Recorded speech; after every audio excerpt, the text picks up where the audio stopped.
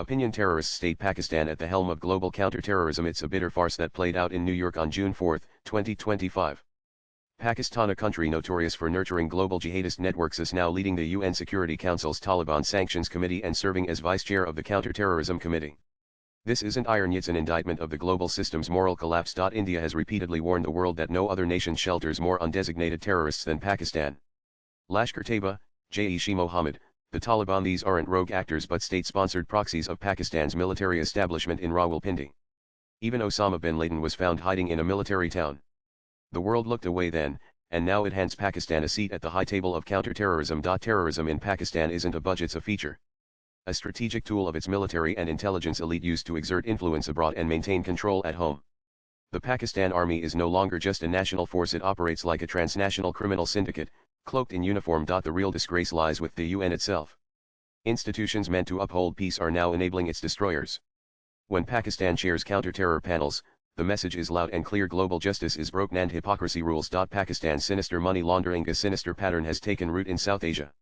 Whenever international aid flows into Pakistan, whether for disaster relief, economic recovery, or development, a predictable aftermath follows: a spike in terror activity orchestrated by Pakistan's military-protected proxy groups. Lashkar-Taiba, Jaish-e-Mohammed, and others under newer, welfare-like aliases resurface with renewed vigor.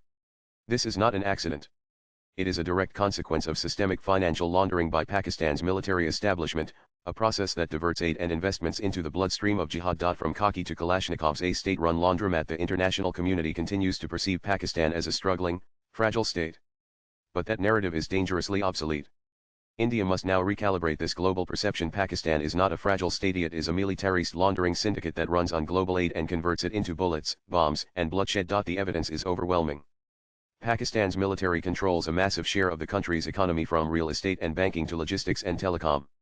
Entities like the Fauji Foundation, Army Welfare Trust, and Shaheen Foundation run vast commercial empires patronizing terror under the pretense of welfare. These enterprises are tax-exempt, unaudited, and legally protected, yet operate like mafia fronts that channel resources into terror financing and elite enrichment. The money trail of death. Consider how three major financial arteries are routinely exploited. 1. Development loans, humanitarian aid, IMF, World Bank, and bilateral loans are dispersed to private contractors who are, in reality, military subsidiaries. These funds are then misused under classified budgets. 2. Real estate and shell companies. High-ranking generals, both serving and retired, have parked fortunes in projects like Baria Town and overseas properties in Dubai and London, many of them traceable to terror-linked revenue streams. 3. Hawala and dual-use logistics, informal money transfers used for remittances, also move terror funds. These networks often overlap with military procurement routes, creating a seamless flow between aid, arms, and atrocity. Between 2008 and 2024, credible estimates suggest over 600 million in international assistance was misappropriated by militarized networks. Pakistan has taken over 40 billion in IMF loans since 1958, yet no credible audit has ever accounted for the defense sector's spending. Meanwhile, over 150,000 civilians have been defrauded through military-linked real estate scams. The global blindfold. The most alarming aspect of this saga is not just the crime but the complicity. Despite warnings by FATF, Pakistan continues to receive aid. The IMF and World Bank release funds without mandating transparency from military accounts. China's Belt and Road Initiative has only deepened military control over Pakistan's economy through CPEC. What we are witnessing is not a national military serving its people. It is a rogue syndicate that uses uniforms to legitimize crime, terrorism, and economic plunder. And it is enabled by global silence. India's new doctrine: from dossiers to disruption. India must no longer rely on diplomatic briefs or appeals to morality. It needs a bold, structured doctrine to dismantle the financial lifelines of Pakistan's military terror nexus. This doctrine must rest on 7 interlinked strategic pillars. 1. Legal warfare. Codify financial terror as hybrid war. Just as cyber or chemical warfare is proscribed globally, financial subversion must be treated as a form of war. India must push for a UN resolution criminalizing diversion of aid to armed groups. Lobby G20 and FATF to classify state-enabled terror funding as a war crime. 2. Financial warfare. Cut the aid pipeline. Aid must come with strings and surveillance. India must pressure donors to mandate indus audits of all aid. Bar military-linked corporations from accessing aid-based contracts.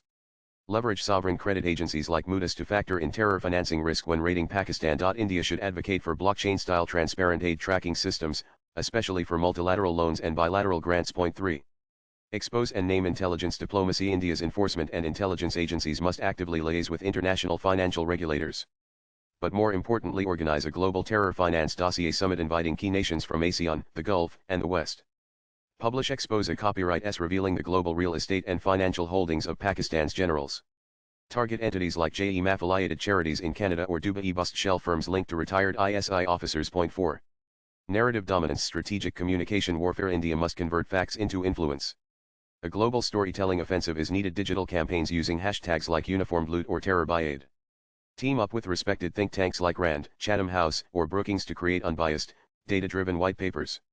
India must use forums like the UN, SCO, and BRICS, India to bring about a focus on terror radicalization and funding by state machinery. Point 5. Indian diaspora parliamentary frontline with the robust global diaspora, India has an untapped influence. Indian origin legislators in Canada, the UK, the US, and Australia can introduce motions mandating full military audits in aid recipient countries. Push for Magnitsky-style sanctions on Pakistani generals. Create dedicated parliamentary committees in India and abroad to monitor Pakistan's military economy. Point 6. Civil society mobilization legal and humanitarian fronts. This is no longer a bilateral issue. India must partner with NGOs and international legal bodies to file petitions with UNRWA detailing how Pakistan's military misuses aid to undermine civilian rights. Build strong relationships with countries like Afghanistan, Sri Lanka, and the Maldives, who have also been victims of terrorism. Point 7. Military readiness hybrid war countermeasures. Every time India reveals evidence of this connection, Pakistan fights back with small-scale attacks like breaking ceasefires, using drones to drop weapons, or launching terror attacks. To handle this, India needs to upgrade its hybrid warfare posture.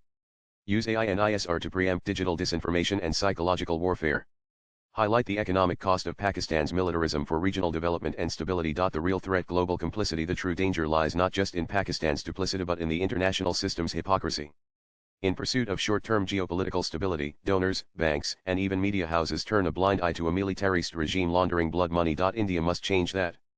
It must make the cost of enabling Pakistan's military economy too high for the global system to ignore. Conclusion India's moral and strategic imperative. The world must recognize the Pakistan Army not as a national institution, but as a transnational criminal syndicate in uniform that launders money, funds terror, and destabilizes entire regions under the cover of diplomacy and development. India now has a generational opportunity to shift the global discourse, expose the financial foundations of terrorism, and dismantle the architecture of state-enabled jihad. This is no longer about India versus Pakistan.